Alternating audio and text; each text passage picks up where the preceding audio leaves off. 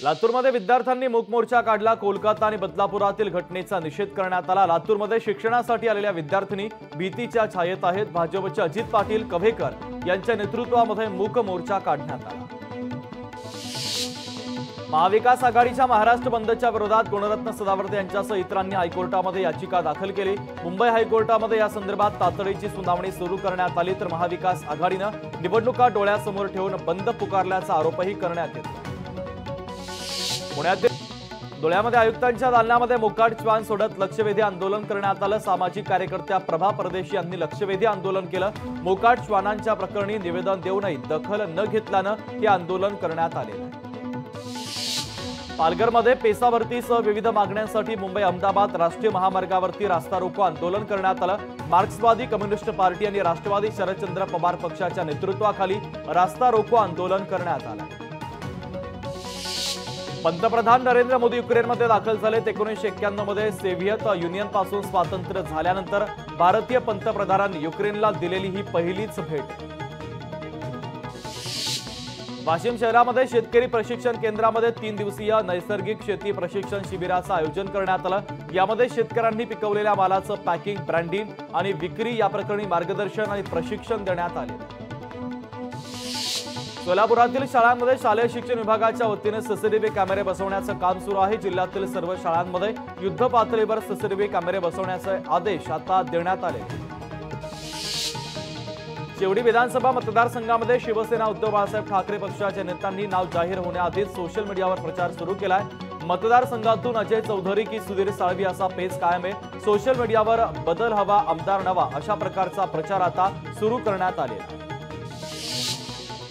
Drone हेरगिरीचा event करून जरांगेंनी सुरक्षा वाढवून घेतल्याचा आरोप ओबीसी नेते नवनाथ वाघमारे यांनी जरांगे पाटील यांच्यावर केला। ड्रोन आणि सुरक्षेचा कुठलाच संबंध येत नाही असं नवनाथ वाघमारे यांनी म्हटले आहे। नाशिकमध्ये मराठा आंदोलकांनी नाना पटोलेंची गाडी अडवली। यावेळेस मराठा समाजाला 50% आत आरक्षण द्यावं ही मागणी करण्यात आली। तसंच विरोधी पक्षानं मराठा आरक्षणाच्या संदर्भात आपली भूमिका स्पष्ट करावी असं निवेदन देण्यात आले। महाविकास आघाडीच्या वतीनं उद्या महाराष्ट्र बंदची हाक देण्यात आल्यानं उद्या बीडच्या माजलगावातील सर्व शाळा बंद राहणार आहे। महाविकास आघाडीच्या वतीनं उद्या माजलगावातून रॅली सुद्धा काढली जाणार आहे। पुण्यामध्ये बदलापूरच्या घटनेच्या निषेधार्थ सर्वपक्षीय आंदोलन करण्यात आलं। कोथरूड परिसरामध्ये आंदोलन करण्यात आलं असून राज्यातील महिला सुरक्षेच्या मुद्द्यावरून राजकीय पक्ष एकवटले। नाशिकचे पालकमंत्री दादा भुसे यांनी लाडक्या बहिणींसोबत एसटी बसनं प्रवास केला। तर आता मालेगावच्या लाडक्या बहिणी देखील मुख्यमंत्री शिंदेंसोबत संवाद साधणार। छत्रपती संभाजीनगरमध्ये रोमियोंच्या त्रासाला कंटाळून अल्पवयीन मुलीने आत्महत्या केली। आत्महत्येनंतर पीडितेच्या कुटुंबाला आरोपीच्या भावांनी धमक्या दिल्या। तर याबरोबरच सोशल मीडियावर गुन्हेगारांनी हत्यारांसोबतचे स्टेटसही ठेवलेले आहेत।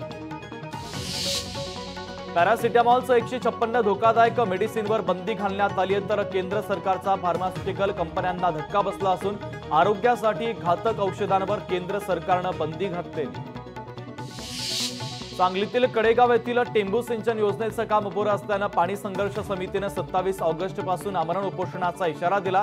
पुणे जलसंपदा विभागाच्या वतीनं सिंचन योजनेची गांभीर्याने दखल न घेतल्यामुळे उपोषणाचा इशारा देण्यात आलेला आहे। भाजपचे प्रदेश अध्यक्ष चंद्रशेखर बावनकुळे 2 दिवसांच्या अमरावतीच्या दौऱ्यावर आहेत। आगामी विधानसभा निवडणुकीच्या पार्श्वभूमीवर हा दौरा महत्त्वाचा आहे। यावेळी 6 विधानसभा क्षेत्रातील पदाधिकाऱ्यांची बैठक ते घेणार आहेत।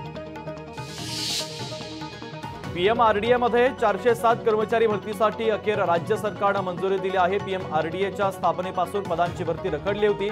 भरतीसाठी जाहिरात प्रसिद्ध करण्यात आली। लोकशाही मराठी ऐका, पहा, जागरूक रहा।